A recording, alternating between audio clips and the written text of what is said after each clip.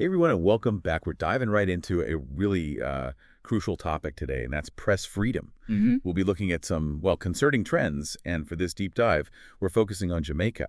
Specifically, we're looking at a recent article from the Jamaica Gleaner, which is a major newspaper there. Right. And what's happening there is really a microcosm of something we're seeing globally, this Right. sort of alarming trend of increased pressure on journalists, those institutions that are supposed to hold those in power accountable. Exactly, and well, the timing is particularly striking here because Jamaica has elections coming up. Yeah. And this Gleaner article really paints a pretty intense picture of just how bad things have gotten. We're talking about journalists and watchdog groups facing direct attempts to, well, silence them, to Sure. discredit them. Yeah, and that's why this is so concerning because like Damian Gordon, he's a lecturer at the University of the West Indies, he said, and I quote, "Truth is becoming unpopular." Think about that for a second. If truth is becoming unpopular, then, these attacks on the free press, they become even more dangerous. Absolutely, because if you don't have a free press, if you don't have people who are willing to speak truth to power, then, well, how can you have a functioning democracy? Yeah. It's really concerning. And, speaking of which, this Gleaner article, it goes on to highlight several instances where journalists, specific journalists, and groups are being targeted. And that's what's so important here. I mean, we need to look at the common threads. It's not just isolated incidents. This feels like a pattern. Right. Okay, so the first one that really jumped out at me, this video that's circulating online, it actually names and even shows pictures of 6 senior Gleaner journalists Hmm. and accuses them of basically being in cahoots with the opposition party, the PNP. Hmm. And what struck me about that is it reminded me, I don't know if you remember, a while back, there was another country context where they were doing something similar, publicly shaming Yeah. and threatening journalists. It's a classic intimidation tactic, right? I mean, It's it's strong. it's scary stuff.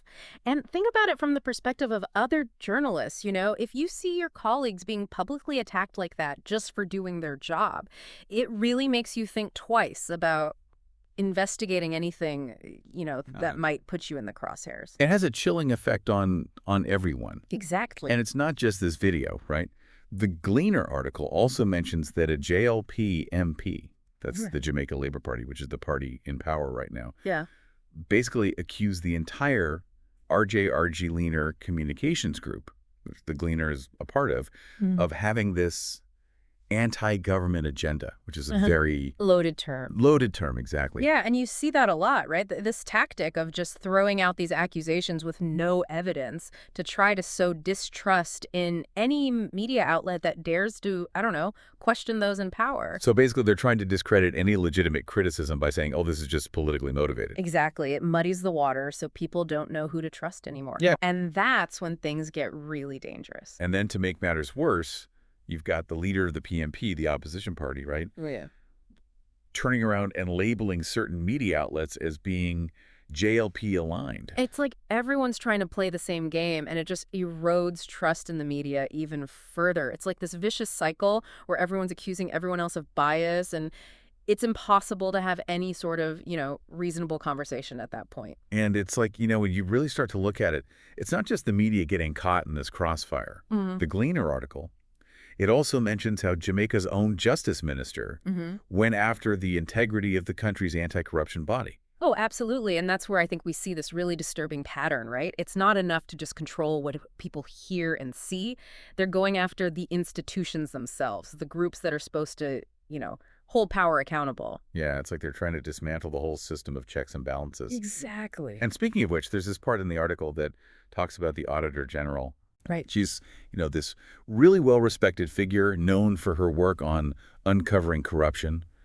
Well, she's been facing all this pressure, intense questioning from government representatives. Makes you wonder, if they were trying to intimidate her or Yeah. discredit her work. It's a common tactic, sadly, and it shows how real the consequences can be. We're not just talking about journalists here. It's anyone who dares to, speak truth to power. So we're seeing journalists being threatened, media outlets being labeled as biased, and now institutions that are responsible for oversight, they're being undermined. It feels like I don't know, a deliberate effort to kind of dismantle the things that keep a democracy healthy. It is, I mean, that's what's so worrying. This isn't just about Jamaica. It's a reminder that, democracy is fragile and we have to be vigilant. We can't take it for granted. Absolutely.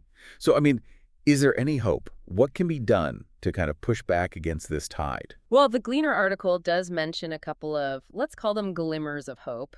Apparently, Jamaica's information minister, he came out and publicly denounced that video targeting the journalists. Okay. And he reaffirmed, the government's commitment to press freedom. So there's that. And the JLP, the party in power, their general secretary also condemned the video, Yeah. even promised to address it within the party. So that's got to count for something, right? Sure, words are a start, but what we really need to see is action, right? Those journalists are still facing threats, that video is still out there, and that climate of fear hasn't gone anywhere. So how do we go from, like you said, from words to action? Well, I think, first off, we need to see some real investigations into these threats. And it can't just be for show, Those responsible actually need to be held accountable. Right. And it can't just be about reacting to each incident as it happens, right? Uh-huh. We need to find ways to prevent this from happening in the first place. Absolutely. And that's going to require a much bigger, more systemic approach. I mean, strengthening legal protections for journalists, that's critical. But it goes beyond that, right? We also need to be promoting media literacy, teaching people how to evaluate information in this age of, social media and deepfakes and all that. Because it's easy to get caught in those echo chambers, those filter bubbles, where you're only seeing what you already believe. Exactly. But honestly, I think the most important thing is fostering a culture of respect for a free press. It's about understanding that, even especially when it's holding those in power accountable, a free press is vital to a healthy democracy.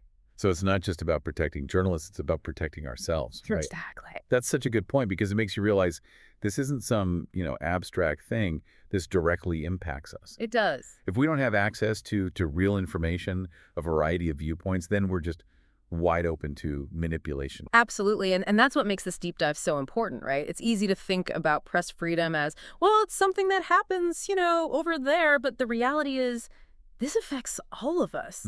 It's the foundation of a healthy democracy. It provides the oxygen, right? The truth, the accountability. And like oxygen, we don't think about it much until it's gone. Exactly. In this Gleaner article, it's like this wake-up call, And think about this. Damian Gordon, he mentioned how Jamaica actually ranks pretty high globally in terms of press freedom. Yeah, I was surprised by that. 24th out of 180 countries. Which is wild considering how tense things are there right now. Right. So if this is happening in a country that, at least on paper, has decent protections for the press. Makes you wonder what's happening in other places. Exactly. And it also shows how these things can start so small, so subtly. Slippery slope. It's whispers, it's pressure behind the scenes. Before you know it, it's too late.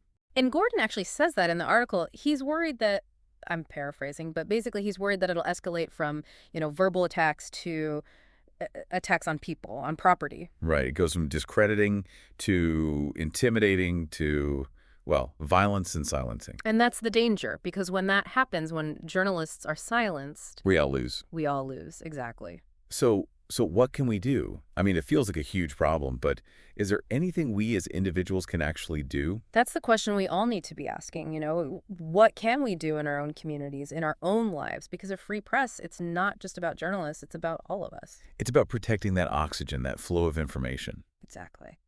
Well, on that note, thank you all so much for joining us for this deep dive. It's a lot to think about, but we hope this has given you some things to consider. And until next time, stay curious, stay engaged, and never take a free press for granted.